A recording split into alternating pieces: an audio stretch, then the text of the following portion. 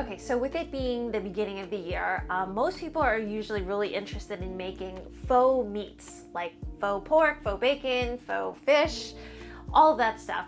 And I had a restaurant near me start serving rice paper bacon, which I had never heard of before, but it's actually super easy to make. I marinate it with just really few ingredients to make it kind of taste like bacon, and it's actually really, really good. It's crunchy, kind of like chicharrones, but just super easy to make, and I think it would go really well in like a sandwich, like an ABLT, or on side with some, like a tofu scramble or something, because it has some really nice flavor, and then also like a really nice bite and crunch to it. So yeah, I hope you all enjoy.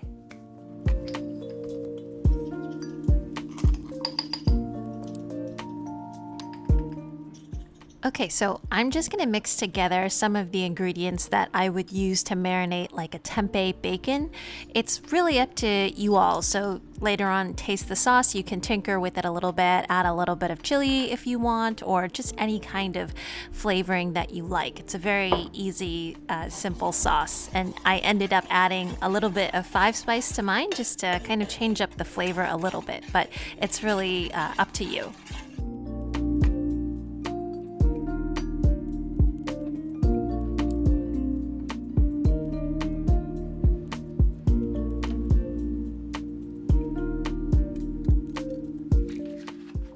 So it's really nice to have my stations ready. I have obviously one for water, one for my sauce, and then also a cooling rack as well. And I'm using actually 2 sheets of rice paper. So if you just use 1 sheet, it ends up being too crunchy. It ends up tasting kind of like chips. If you want an even, kind of slightly softer, maybe even like a little bit more meaty, more moistured of a texture, I go with 3 sheets of rice paper, and you can play around with it a little bit like that. And I do mine a little bit differently because I kind of dry out my rice paper on a rack afterwards, but some people actually just cut it straight from there, but I'll tell you why I do it later.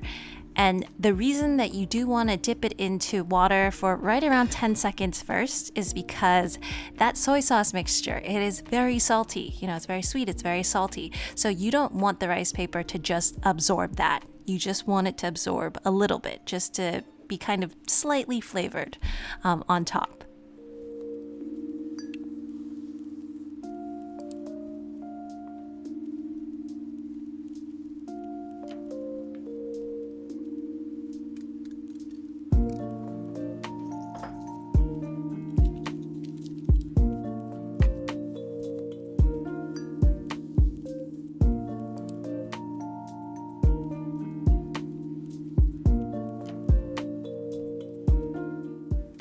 Okay, so these are they, just dried up a little bit. You don't have to dry them fully. You can see that they're kind of just leathery at the moment, so you can still handle them and they won't break. So I think that this is a good stage to have them at, and then also to preserve them as well. You can stick them in the fridge.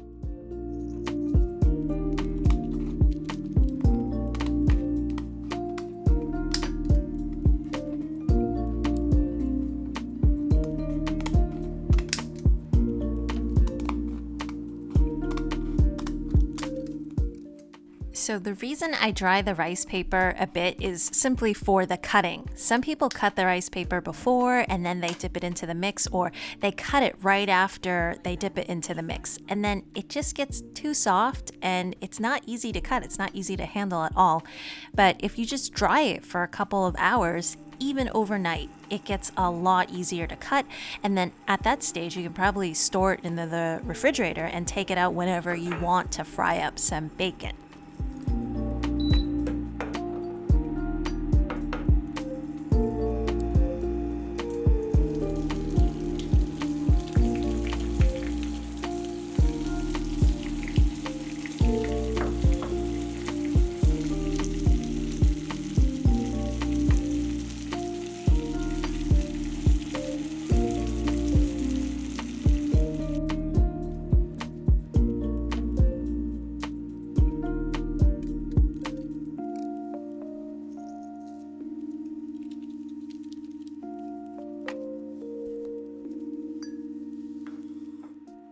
Something I wanted to mention after frying a couple batches of this is it is better to go low and slow. So medium, maybe even medium low, because there is that maple syrup on the rice paper and it is so thin, it fries up very, very quickly. And I had a couple batches where it just burnt.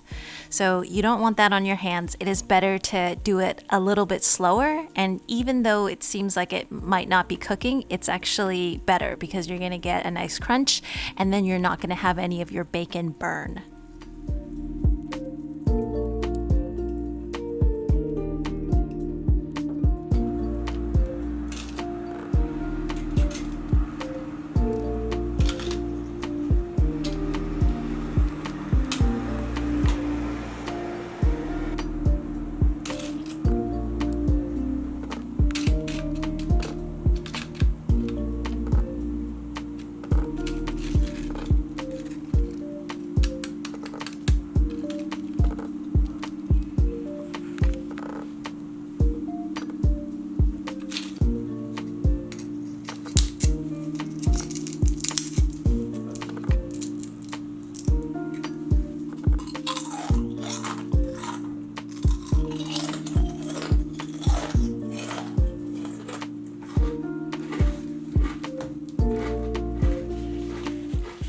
So is it the same as bacon? I mean, not exactly. It's a lot crunchier, right? But I think you can control that a little bit with the moisture level, how much you dry it, how many layers you put on.